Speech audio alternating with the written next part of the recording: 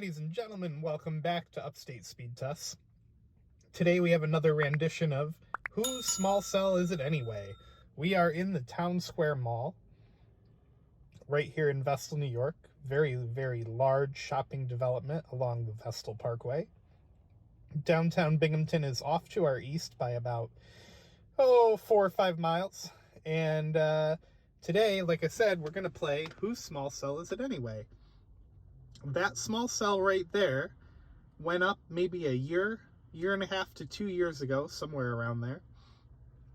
And this is the plaza that we've tested in before across the street at Sam's Club there, where Verizon is terrible, T-Mobile is great, and I don't know about AT&T. I haven't had them before in this plaza to test, at least not recently. Up there is what I have now discovered is the T-Mobile site serving this plaza on an old AT&T long lines tower. Off in the distance over there, just beyond the plaza, is actually a Dish wireless site with only Dish on it. The top rack was abandoned by Blue Wireless. And the Verizon site is way off in the distance behind us, so I'm not even going to try to show you guys that. But anyway, we'll save what I think is going to be the best for last. We'll do AT&T at the end, so make sure you guys watch the video till the end. Here's Verizon running only LTE.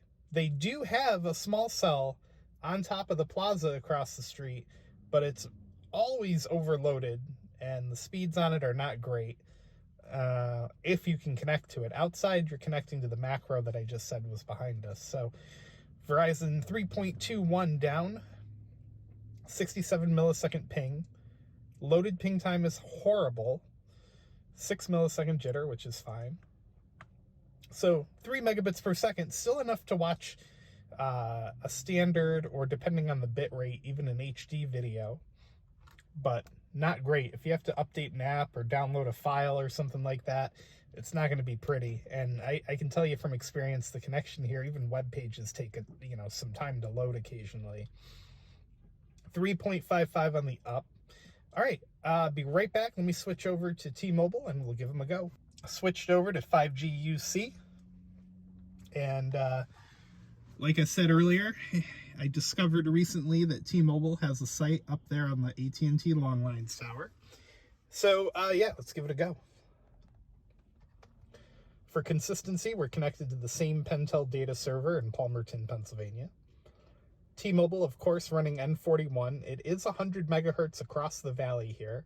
I'm not sure if it's been expanded to any more because, well, the iPhone field test mode is unreliable at best.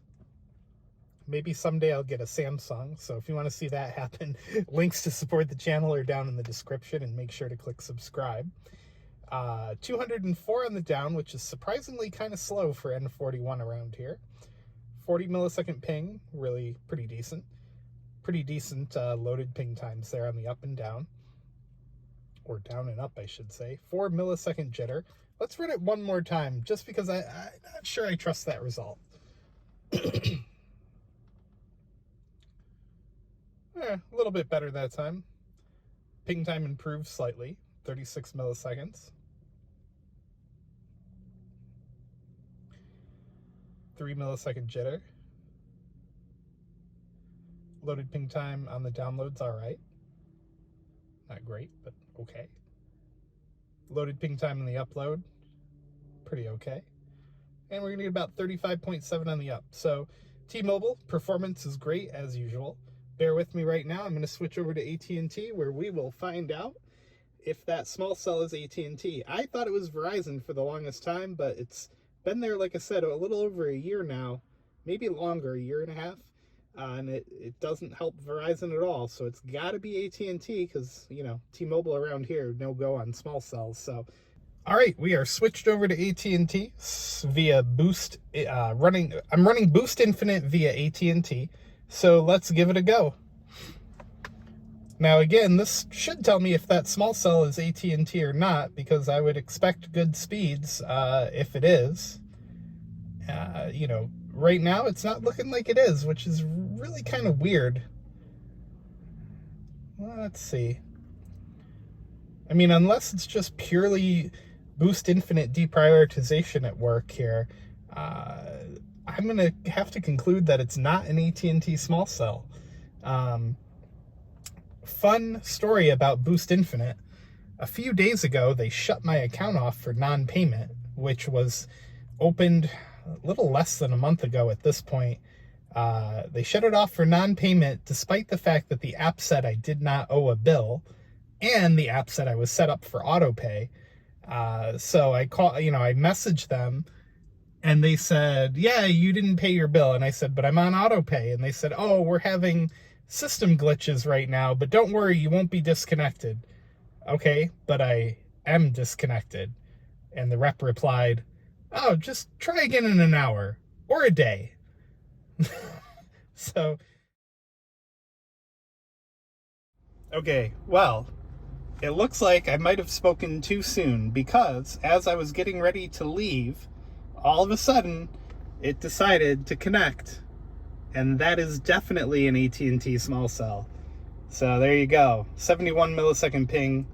Looks like we're going to get about 131 on the down, which is consistent with the other AT&T small cell I've tested over in Endicott. I'll try to remember to put a link in the upper right corner. 63.7 on the upload. So there you go. The loaded ping times on the down are still bad.